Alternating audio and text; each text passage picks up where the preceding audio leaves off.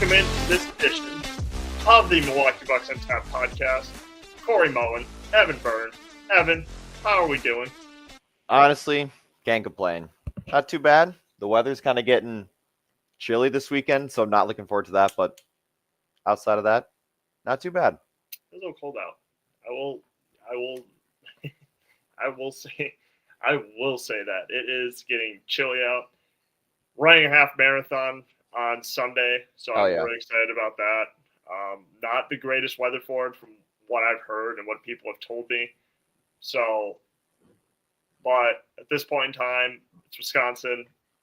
Like, what other better way to run a half marathon than it's like a little slick. Start at the worst, and you can do anything after that. Yeah, a little chilly. That's what I'm most excited for. But that will be later. Right now, we're just going to get to the game. So today, Evan and I are going to be talking about the losses Milwaukee got into this week, including the blowout loss to the the close loss to the Sacramento Kings last week.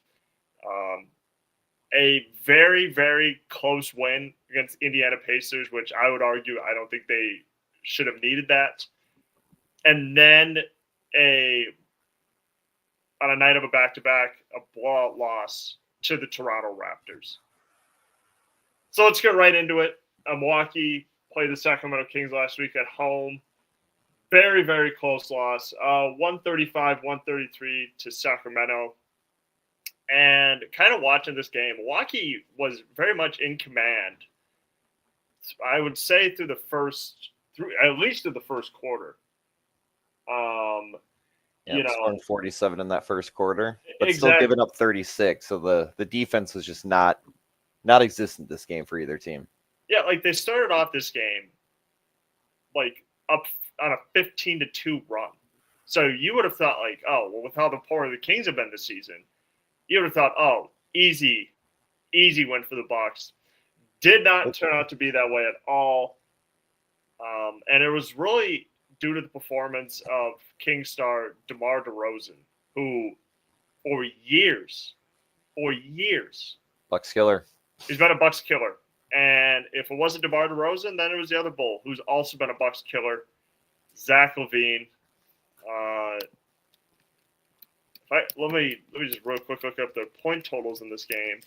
It was 135, 133, LaVine 31, DeMar 29. Dennis Schroeder, you could argue another Bucks killer, 24. I think that was another one of those guys who just will not the biggest name, but will still give your team 15 to 20 every game at least. Yeah, and just kind of a thing that I've been looking at. 47 points, the most points that the Bucks have scored in a quarter this season. And which I think just makes it all the more frustrating with the fact that, the Kings are not better than Milwaukee talent-wise. Everybody has said that the Kings have a very confusing roster. Like, the roster construction's it's not going anywhere. But, for Milwaukee to give away a game like that is extremely frustrating. And you just can't have that happen. You're at home. You're in command for most of it.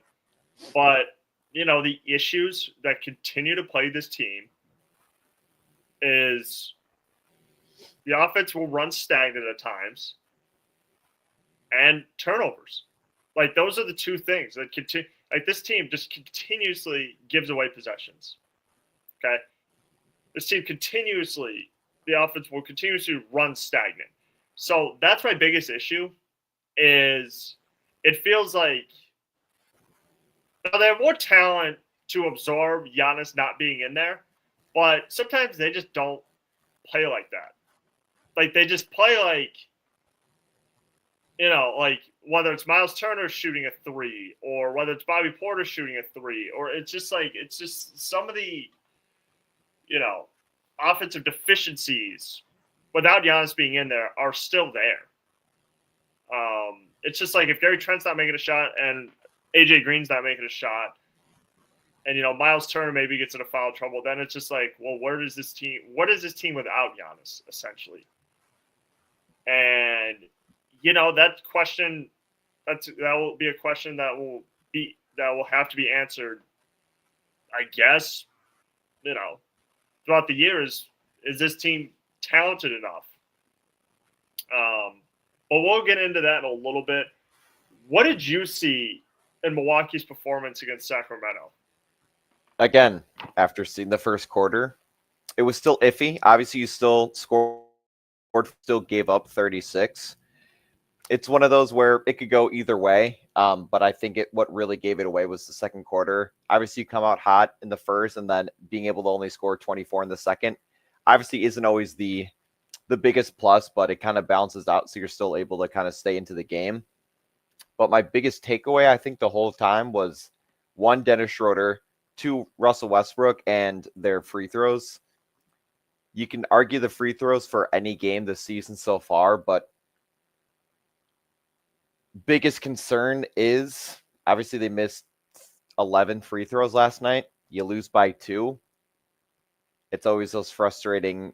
I hate losing by 2 or 3 when you miss so many free throws, because it's like a normal, I should say a normal, but like a regular NBA player, I feel like should be able to hit free throws. Now, obviously not, you're going to make every single one, but missing 11 is crucial. You could, again, had made 6 of them and missed 5, and that still seems pretty decent for an NBA team. But Miles Turner 0 for 2, Giannis missed 5, Cole Anthony 1, AJ Green 1, Gary Trent 2. It adds up. Obviously, the bigger is Giannis because he's going to the line a lot more often. But no, it's just seeing such a hot start get completely 180'd within a quarter, and I just feel like it's very Wisconsin of them to do. But no, it's a lot of Bucks killers on that team, and Giannis not getting a Russell Westbrook call when he literally ripped him to the ground. Just a lot of negatives that happened that just kind of ruined the momentum late in the game. Obviously, they still kept it close the entire game, but giving up 34 and 38 in a quarter just isn't going to obviously hold them. And you could argue that they didn't really deserve the win after that first quarter, just based off of their performance defensively, I should say. Yeah, and I think the biggest thing that stuck out to me was, at one point, and he's been great offensively, Kyle Kuzma had all the team's points in the fourth quarter. Yep, I think he had 18 straight at one point. And he had 22 total. So yeah, that's a. And look, that's not a knock on Kuz, because Kuz is a great player, and you know what? He's been a bright spot coming off the bench for Milwaukee this season. Like, he's been facilitating, he's been playing a lot of defense, and I've loved the way he's played. However, you're not going to win when you have just one guy scoring. And surprisingly, it wasn't Giannis. It was Kuzma. The other thing is the free throw discrepancy. Milwaukee got to the line 31 times, 20 of 31. The Kings got to the line 40 times, and they only missed 5 free throws. So, yeah, you're not. So, again, Sacramento, as bad as they started, did everything possible, and I think played a lot harder after that first quarter to eventually pull away from Milwaukee. And again, there's some tough matchups in there for Milwaukee. Like, you get Sabonis, okay? Like, and again, Doc Rivers doesn't want to utilize Jericho Sims that much. Fine. But, when you get Bobby Portis, who's not a great defender and allows a lot of offensive rebounds, this is the result that you're going to get.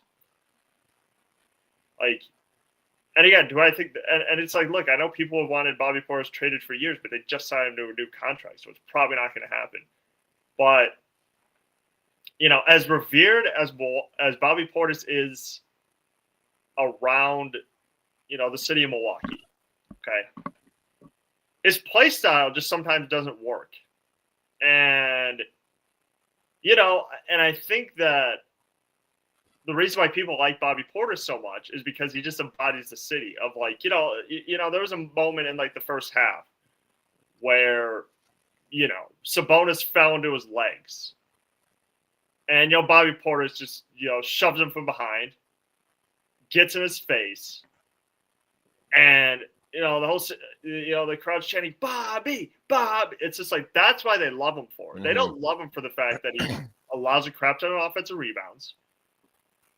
He's still a great premium offensive player, but he sometimes just provides next to nothing defensively. Like when you get a bigger guy, that comes in the game and it's Bobby Portis, then it's like, all right, we're gonna get a bunch of offensive rebounds because it's like it just feels like with this team, like they don't. It doesn't feel like all 5 guys go for the ball, right? It's going to be either Miles or it's going to be Giannis. Yep, I feel like that's been something that's been happening for quite a while too. And that's been an issue for years. Is like, if there's a size disparity, Milwaukee's likely going to lose that rebounding battle. Okay, and I'll look at the offensive rebounds right now. So the Kings got 11 offensive rebounds. The Bucks got 9, and the Bucks luckily could clear the glass pretty good, but they just can't. They just give up so many extra possessions, and it's infuriating. Turnovers actually weren't horrible in this game. They only had 11. But when you couple that with 60 points in the paint, it's like, yeah, then it's like, all right, well, I mean, they still don't really have a paint presence. Giannis had 26 and 11, so I'm not surprised about that. The scoring wasn't even that big of an issue. Like Kyle Kuzma had 22. But I do think the big storyline in this game that we have to address were the refs. Now again, I'm not going to sit here and blame the refs for that loss. I will say, though, that there were a lot of questionable calls in that game, particularly the one, as you alluded to earlier, the Russell Westbrook bear hug on Giannis. That was just called a common foul. There were many times where Giannis, I think, got hacked, and they didn't call it. Yep, he's getting a horrible whistle this year. Like I saw people showing like comparisons of him against Embiid, whistles to no whistles. It's like Giannis is getting damn near bullied, and Embiid's arms are up, and it's a foul. They want him out of Milwaukee. And I think I believe Gary Trent also picked up a technical because he was. Yeah, he did. Cole Anthony got ejected because I think there was because I believe what the play was, it was a moving screen, but they called it on Cole Anthony because he moved into his guy. He got ejected, and again, I think it's one of those things when you're getting a bad whistle like that. I think as a player, you also have to try to maintain your composure. Cole Anthony's a key guy for this team, and you just don't want to see like a play like that get ejected. Especially with how short Milwaukee is at the point guard position. It's like, look, I get it. The whistle sucked in that game. Like the refs, like again, 40 free throws for Sacramento versus 31 for Milwaukee. I do think that there was some discrepancy there. But again, sometimes when you play, you're not gonna get a good whistle, and you just have to learn to play through that.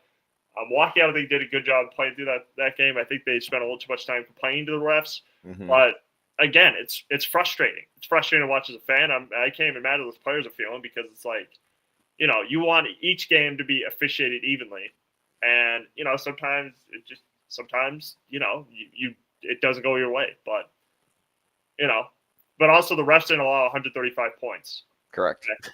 The refs didn't. So I think we got to keep that in mind too. Is the refs didn't, they weren't outscored for they didn't allow the Bucks to be outscored the second and the third quarters. Okay, like so, as frustrated as like some bad calls can be, you also have to look within yourself and be like, look, this is on us too. Like we have to play better, and I do think that Milwaukee gave up way too many points, gave up way too many opportunities, and the Kings just outplayed them throughout the course of that game after the first. Yeah, it's a tough game. Like stat wise, the Bucks shot 60%. They had 47% from three. You could say outstatted them for quite a few, and then you get to free throw percentage, like only 64.5% for the Bucks, but 88 for the Kings. It's the smaller things that again add up, but again defensively too. you're allowing these second chance baskets, which could lead to fouls, et cetera, et cetera. But, just sloppy play that will brush it aside because the next game is a lot better. In a way. It was a cool ending, but it should not have gotten to that point.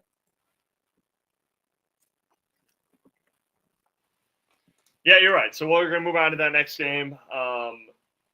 Bucks on the road to the Indiana Pacers, 117-115. Pacers, very, very snake bitten by injuries. Like 8 guys out. Yeah, look, the Bucks coach TJ McConnell's been out. Obi Toppin is going to be out until at least February. Benedict Matherin's out. Like the core guys that they had last year, they just they don't have many of those guys left. And this was a huge night. This was Miles Turner's first game back since he left the Pacers. Kind of a mixed reaction a little bit, which honestly you can't be surprised about. I get it. He gave the Pacers 10 years, but when you go to a division rival and you kind of talk shit about your former team on the way out, I wouldn't expect people to like you either. Like unfortunately, as much of a Miles Turner guy as I am, it's like you can't expect people to rock with you from that standpoint. And again, but there was another element to where Pacers fans, it's like, I mean, you didn't want to pay him more money. The Bucks did. The Bucks treated him as a priority. You didn't.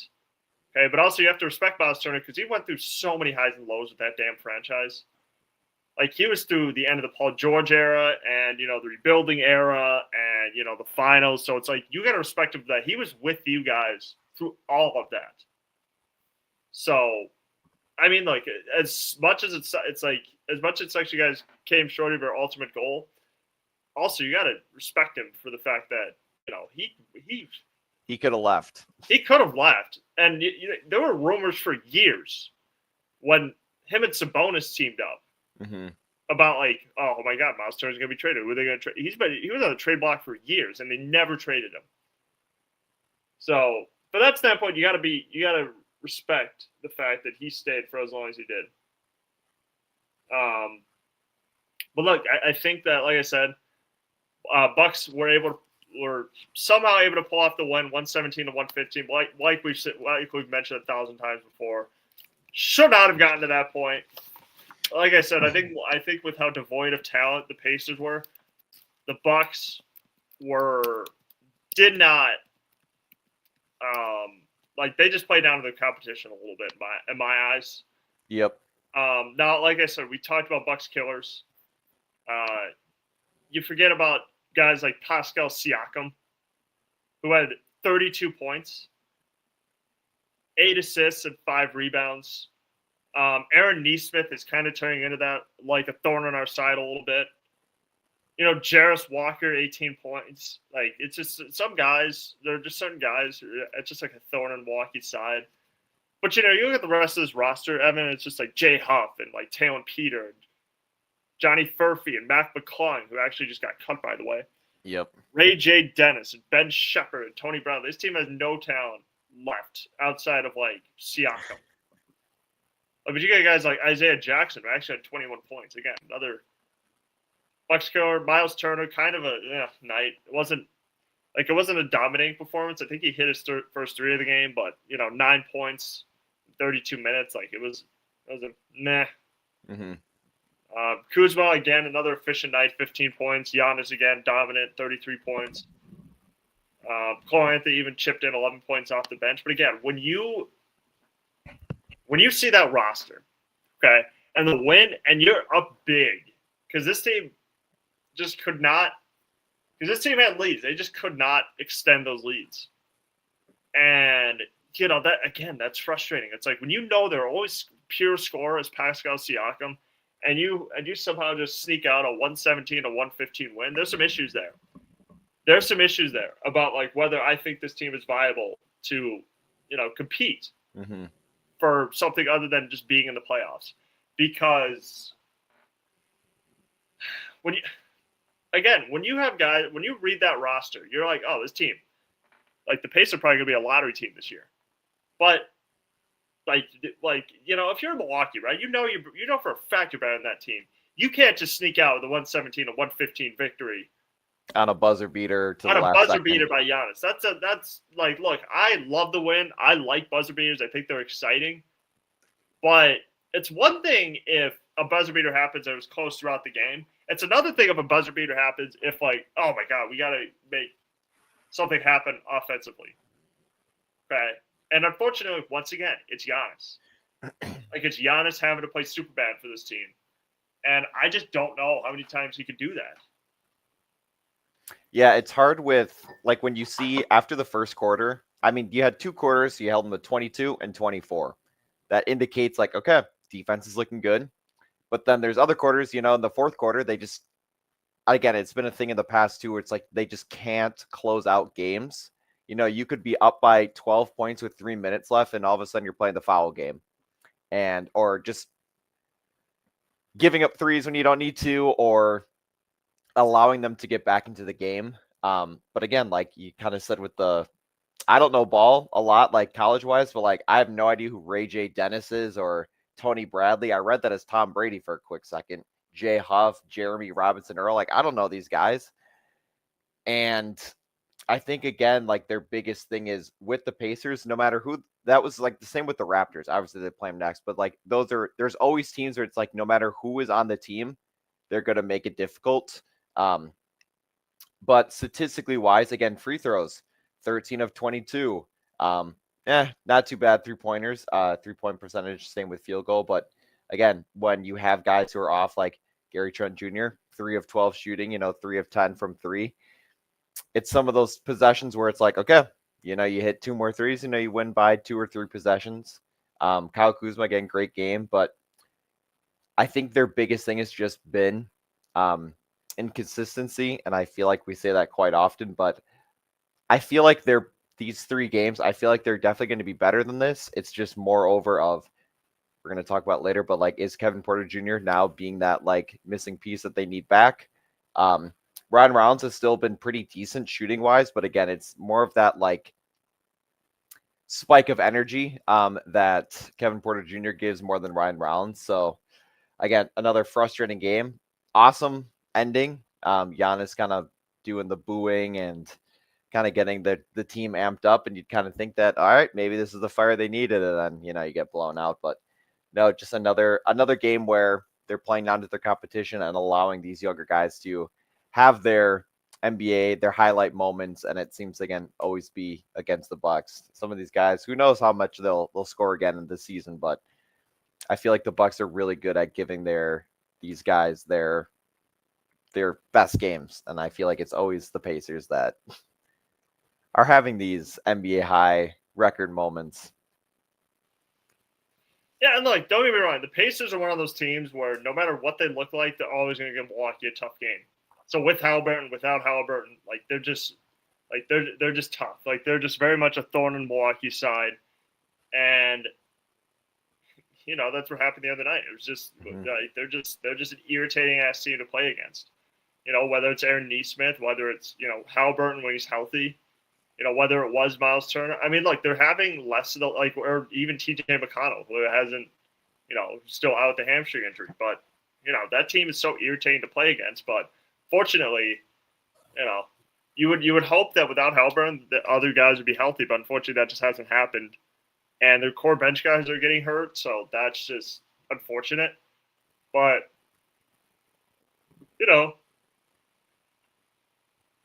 Milwaukee had crucial stretches of the game. That offense just felt really stagnant. And, like we said, as good as Ryan Rollins is, like, and as excited as I was how he played last week against the Warriors, where I thought, like, oh my God, this guy is really improved his offensive game. There is an element to it where it's like, all right, well, if he hits a wall, then do you go back to Kevin Porter Jr., which we won't know for a little bit because he got hurt, and we're going to talk about that in a little bit. But, or do you even go to someone like Cole Anthony, who, it can be even more of a distributor, and then you bring Ryan Rollins back to the bench. So I mean, it just really kind of depends on what you want this team to do. But Unfortunately, it was just, I'm happy with the win, but like Milwaukee, it just shouldn't have gotten to that point. Mm-hmm. And and again, there was some criticism going back about like, you know, the announcers about like, about like, if you guys missed it, there was some section of Bucks Twitter and even non-Bucks Twitter who was like, "Oh my God, Lisa Byington! Like that call of Giannis's game winner was awful." I was like, "Well, first of all, I don't know what you guys expect." Okay, like, and I'm always saying that because it's like, look, everybody, like, okay, her voice is not Kevin Harlan's voice. Okay, her voice is not Gus Johnson's voice. Okay, it's not even Marv Albert's. I do think she called it appropriately. It was just the problem is, and let's be honest. And let's be honest here. Let's be honest. Okay. Underlying, there's some sexism that's going on in there, and here's why. Okay. Because you guys know, and this is gonna sound weird. I'm saying this. You guys know that like most women don't have like a booming voice. Okay. So when they call a big moment like that, it's not going to sound like it would if it were like Kevin Harlan's or Gus Johnson's or, even Marv Albert or even like, how many, like Joe Buck. Like it's so, people I think need to, relax on that standpoint. And again, people just don't like her because she's not Jim Paschke, which again, I understand. But I will say this in defense of Lisa Byington, she's really accomplished. She's called a lot of games. Okay. She went to a Northwestern. So, and again, I used to complain about her because I don't think she was like, I think a lot of her calls at some points were cringy, in my opinion. But again, like her and Marcus Johnson are a great team. And, it's not like I couldn't imagine having another team than those two.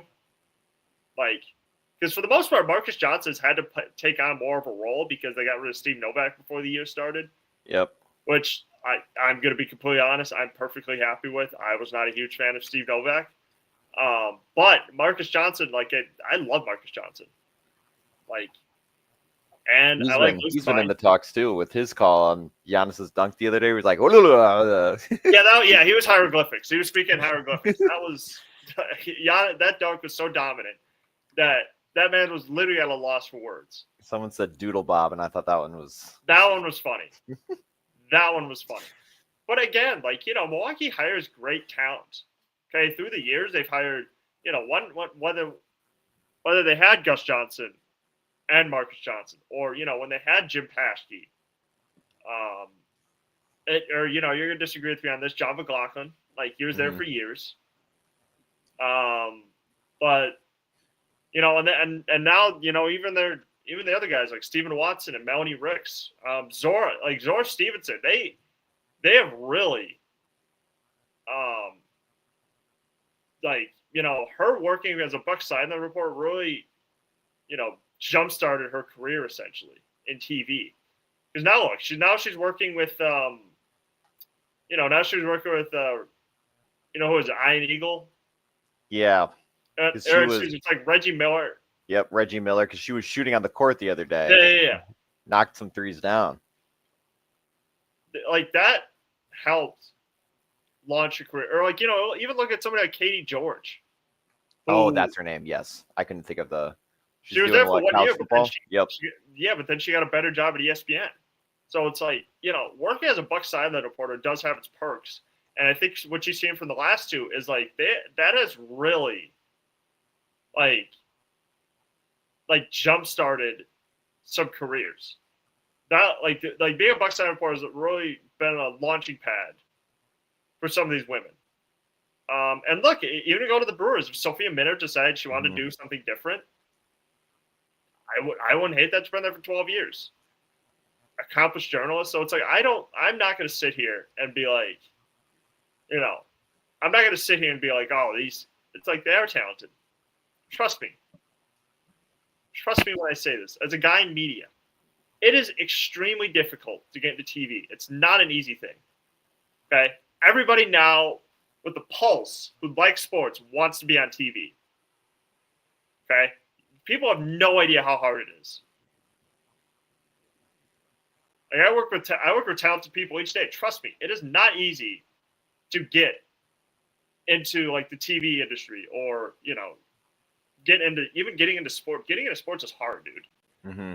Like everybody wants to get into sports, and that's why it's important that you have to make your work stand out, so that so you can go ahead and you can just launch your own career. I know I'm just getting on a soapbox again. I just don't like it when just talented individuals just unfairly get criticized. I thought the other night, like Lisa Byington unfairly got criticized just because of, that wasn't the voice that other people wanted. Well, then, I mean, you could have done any better. And by the way, I'll sit here and say this: calling game-winning moments is not easy either. It's on the moment. What you have to say. You have like 2 seconds to do that. So, I think she did a good job on it. So, that's my only thing with it. I'm off my soapbox now. We're moving on to the next game. Bucks faced off against the Raptors on a back-to-back. They got swaxed 128-100. This team really just did not show up to play. And I'm literally not, and that's no hyperbole. This team looked like they looked tired. They had no legs under them. Like, Raptors in the first quarter went 9 of 15 from 3. Like, Bucks at the half were shooting 6 of 19. Once again, Kyle Kuzma, again, has to be the only bright spot coming off the bench. But again, it was mostly like Emmanuel Quickly and RJ Barrett. Brandon Ingram didn't have as good of an output this game as he did the first meeting, but like still, just not a great performance coming off a back-to-back. And that happens sometimes. You have such an emotional win that, you could get humbled in this league pretty quickly. And that's what happened with Milwaukee. That game was on Wednesday. Yep. Like, you could get like that this will humble you quickly.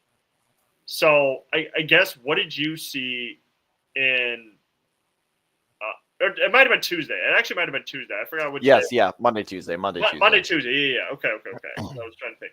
So I guess, what did you see in Milwaukee's performance against Toronto? It was one of those games where it started out. The Bucks started 7 of 8 shooting, and they were losing. It was like you could get one shot better, and I think they still would have been losing. But no, you touched. I was going to mention the 3-pointers, 9 of 15 in the first quarter. It's like they had more 3-pointers at one point than the Bucks had, or 27 points off of 3-pointers, and I think the Bucks had 29 points total. So they damn near outscored them just on the 3-ball that entire quarter, which was frustrating. But it started off close. They were trading buckets back and forth. But no, in the end, it just slowly started to dwindle. The Bucks never scored above 30 points or above 29 points in any quarter. That fourth quarter, 20 points. The second half was atrocious. I had no faith in them coming back. I think I turned this game off a little early for my own sanity. But no, the biggest thing is the bench. You got Taurean Prince 0 for 5 shooting, missed all 5 3-pointers. Bobby 1 of 8, 0 for 5 on threes. Obviously, I'm going to talk wonders about Kuzma, 7 of 14 shooting. But Gary Harris, 1 of 3. Cole Anthony, 5 of 9, pretty good. But yeah, otherwise, everyone else pretty much disappeared. Starting lineup, just a lot of like Ryan Rounds, 5 of 13. AJ Green only had 3 shots or 4 attempts, made 3. So again, just a lot of like lack of shooting from their point, because a lot of it was was turnovers. You got 12 turnovers. They only had 9, the Raptors. So it was just a lot of frustrating. What's the word I want? I don't remember what word I wanted. But a lot of frustrating possessions where, it's a lot of just, dribble it up, shoot a 3. Oh, miss. Next possession, dribble up, shoot a 3. Oh, I missed again. And then even if they're getting offensive rebounds, it's still just passing it right back out to the 3 and shooting it where they could have 2 or 3 shots, and all 3 of them were 3-point attempts, and they missed all three. I felt like there was not a lot of driving to the hoop, unless it was Giannis or Kuzma for that standpoint. But no, this game was pretty much over in the first half, and yeah, just kept going downhill from there. Where there just was no chance of kind of clawing back either way, especially that fourth quarter. Yeah, and it got so bad that like Milwaukee, like essentially like didn't play any of its starters in the fourth. Like that's how bad they were. Is the fact that they at one point, like as soon as they brought in Gary Harris, I was like, oh yeah, never mind. They're kind of waving the white flag. Gary Harris is very much a fringe rotational guy, but at this point, he's just a guy that you bring in to either infuse some energy or that he's probably just not, or you're probably just being like, all right, well, he's probably going to be the first guy that you bring in a blowout. And I mean, that's what's happening. It's like you bring in him, Amir Coffey, like, you know, you even brought in Mark Sears, so I thought he looked good. Yeah, he got to the line. He shot 6 free throws in his 5 minutes of work, so he was attacking. You know what? I like that. I like that. Again, Mark Sears probably not going to see many games this year. Probably going to waffle between being here and the G League. But still, I mean, you know, Mark Sears. I mean, like I said, like with Kevin Porter Jr. and Ryan Rollins and Cole Anthony, you're not going to find any minutes for him. But you know, for being a young guy, for being a rookie, looks pretty good. It's pretty good. Because I didn't really watch him play a whole lot in Alabama, but you know, like I said, he looked pretty good. But who's the other one? For the Raptors, you're Grady Dick at 14 coming off the bench. You know, so I mean, look, it's frustrating to lose against the Raptors because, again, you just know that the Raptors are not going to be that good this year. But you know, what are you going to do? But like, what can you do though when you know you're playing on a back-to-back in another country and you just can't pull it. You just can't pull it together. So that was extremely frustrating to me. Yeah, that I don't really have much more to say on that game. I don't either. So we're just gonna move on. So last two topics. Are you concerned that this might not be like a good team? Not as much. Again, I just feel like they need Kevin Porter Jr. back because I think he brings that like fire, that energy to the team. My only biggest concern for the team, I think, is just defense. And it's kind of crazy to say because, you know, you got Giannis, who's a, you know, defensive player of the year winner. You got Miles Turner, just a long, lengthy, younger center. AJ Green, his defense has gotten a lot better the last few years. Same with Ryan Rollins. But defense and their lineups where Giannis or Miles Turner are not in it together, I think are also key to a lot of their poor play. When you have Bobby Portis kind of being the vet of that lineup, it's not going to go well. He's a rebounder, but he's not your primary rebounder and shouldn't be a primary rebounder in a specific lineup where he's essentially the big, because again, he's a power forward, but he's not Giannis height. He's not 6'11". Big bodied, not as much as Giannis is. It's always a concern kind of seeing it because you have plays where you're running 4 3-point shooters and Bobby Portis, and you're just really hoping that these guys are going to hit their 3-pointers. And a lot of the times they don't. And then it's kind of like, well, what do we do now? And then you're bringing in these guys back. But no, I think defense and lineup changes, I think, are their two biggest issues. But I'm not concerned yet. I think we're still early. I'll give it to around the new year to see if they are still playing like this. But can't be concerning, but I think is capable of coming back from it.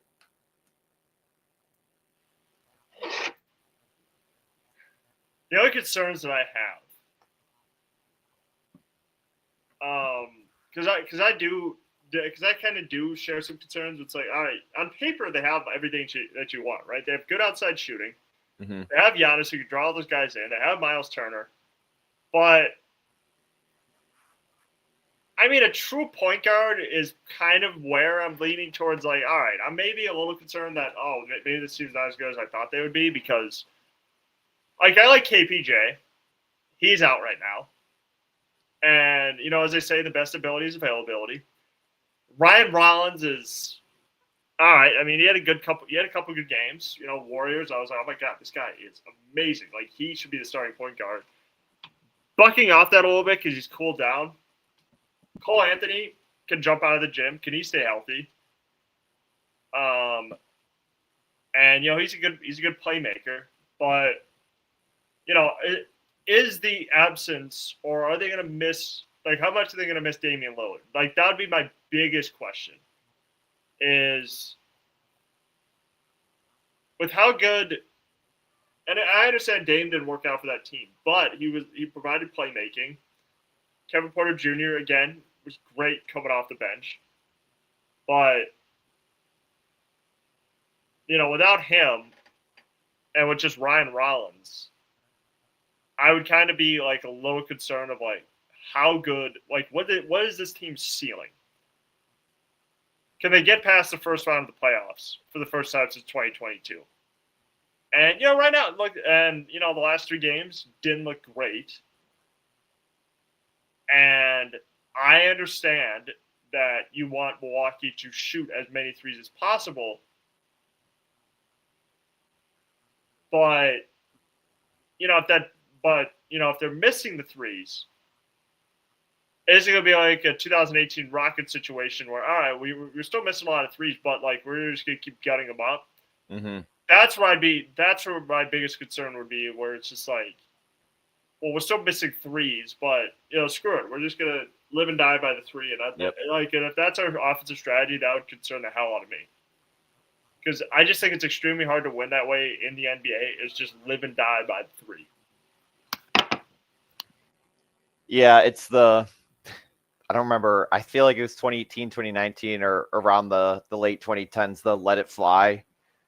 Their whole motto of, yep, let's let it fly. And it's like, all right.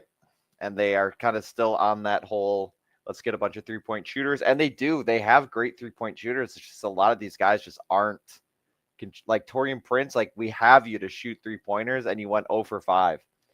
Gary Trent, like we got you to shoot 3-pointers, and I think you went like 4 of 12 the last game. So it's a lot of just inconsistency with the guys that you're relying on heavily to just shoot 3-pointers and hope that you can consistently make them. Obviously, you're not going to do that every game, but I feel like we're talking more inconsistency than actual consistency with their shots. Yeah, and again, the other concern would be the bench unit. Is pundits have talked about the non-Giannis minutes. So far, it hasn't looked horrible, but also is like, there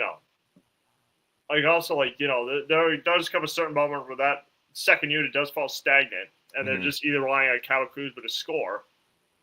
So I mean, that would concern me. That would concern me a little bit of like, if it's just Kyle Kuzma just scoring and Bobby Portis and what was everybody else doing, then that would concern me slightly of like, Cole Anthony's doing a good job being a playmaker, but how many moments does those other guys coming off the bench have? Like Taurean Prince. Taurean Prince can shoot a little bit, but he also, like you said, can fall like that and shoot 0 for 5. So the bench unit would concern me a little bit because I mean bench is like the biggest reason why teams win championships.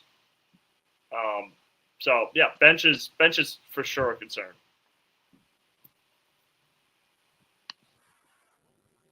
So we're going to move on to the next topic. Our last topic of the day. It was announced last week Kevin Porter Jr. had a setback. He had a procedure done on his, I believe it was his right meniscus. And he's going to be reevaluated after approximately 4 weeks. Mm-hmm. what are your thoughts on that? And should Milwaukee look to, um, you know, I mean, it's gonna be Ryan Rollins clearly, but like, what are your thoughts on how big of a loss this is for Milwaukee? Obviously, a huge loss. You got your starting point guard for the season, and you're going to run with him. And for him to go down the first game, like 10, 13 minutes in, frustrating. I think what's worse about this whole situation is, it's like he'll be out a couple of games, then he'll be back, and getting hurt while rehabbing, I feel like is always like the biggest like gut punch. It's happened to Brandon Woodruff.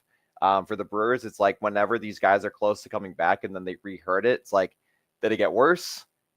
Was it just like, a couple games? But clearly it's a little worse just for being out for a month. And I think it is going to affect them. And we've kind of seen that it has affected them. I've, mentioned before, he's fast. He is he's shifty lefty guard. He's a guy who can play make, get Giannis the shots that he needs. So it's definitely something that we are missing. I feel like, again, they'll still obviously run with Ryan Rollins and Cole Anthony for a while, but it's definitely going to be a blunder. And who knows, like when he comes back, like how quick he'll be back to kind of regular minutes. Like, is he going to come back? Is he going to start right away? Is he going to come off the bench, play 15 minutes? What's like their setback or not setback? What's their minute restriction that they're going to have for him? Like, will it take 4 or 5 games to kind of come back? Who knows? But no, it's definitely been an effect for them. It's clearly showed in some of these losses or even close wins. But I still think they'll be able to hover and still win some games without him. But no, it's definitely a big setback that I don't think they were preparing for. Obviously, you don't want to prepare for any injuries, but to have it come so quick into the season, I think is the worst of it, just because it was right away. But now you can kind of deal with it now and hope that, later down the road that if someone were to get injured, you're able to kind of work around it a lot better than obviously having it happen opening night for them. Yeah, and unfortunately, just only playing 9 minutes of the season opener, then, just fortunately just step on Bobby Porter's foot and then just twist it. It's like, it's unfortunate. Ryan Rollins has done as well as you could hope that he would do, but I think at this stage, Ryan Rollins should just go back to being a backup and KPJ the starter. I know I may have said something different last week, but sometimes you just get excited about like little flash in the pan performances. Oh my God, Ryan Rollins is so great, and then it's just, oh God, what? Like, he's not looking horrible. He's not like looking unplayable, but he's also, it's like when you get at one big performance like that, you keep expecting that that's who he is, but like that's not who. That's kind of hard to be that guy in the NBA. Mm-hmm. Like, it's hard to score in the NBA. It's hard to be like a Giannis or a Miles Turner type of guy. Like, you have to have that play style, and I don't think that's Ryan Rollins' thing. I think he's a great defender, but I just don't think he's very much like, oh my God, this like Ryan Rollins. This is who he is. Like, no, I don't think that at all. Like, I wish, but it's not. It's just, Yeah. He'll be solid. Don't get me wrong, but he's not. I don't think he's going to provide that as good a performance as he did against the Warriors like last week. Yep. I feel like I've been a day one Ryan Rollins and AJ Green supporter on this podcast. It's always cool to see these guys kind of show up, but no, he has been great. A lot. Like, Ryan Rollins could clearly come out and play like 15 minutes. Like, he's getting 25 to 30 minutes a game, compared to like AJ Green and some of the other starters. So like he's out there, and he's kind of been showing, but sometimes the shot selection is not the greatest, or it like he took 13 shots against the Raptors. Giannis took 14. It's like you see those numbers. It's like Giannis and Rollins kind of taking similar shot. Again, always a little iffy, but when you are the starting point guard in that situation, like, you're going to have to do whatever you can to score. And, he's been double digits clearly every game, I think, since he had that game against the Warriors. So it's obviously been showing out a little well, but, you're definitely going to need that second guy to kind of relieve it when you're consistently playing minutes that you're probably not used to doing in your career. It also might be a little bit of a different situation where he could be better, but he's playing a lot more than he has in the past, so it's a little different for kind of the play style that he's used to. Yep. So, Evan, you got anything else? Nope, we got a game tonight, so hopefully it's the Bulls again. The Bulls are another team where I think they're first in the Eastern Conference, or in the Eastern Conference. Right now they're 6-1. Who knows what's going to be like? But home game tonight against the Bulls. So again, hopefully they can pull one out. It's crazy to say against the Bulls, but I feel like the Bulls again are always another team where you never know how they're going to do against them. They're going to blow them out, or they're going to get blown out. Yeah, and again, like it's really early, like extremely early. So you're not going to know how the Bulls are going to be truly until after Christmas. Like that's like you truly get a good litmus test for how your team is after Christmas. So we'll just have to wait and see. All right, thank you guys for tuning in to this edition of the Milwaukee Bucks on Tap podcast, and we'll see you next week.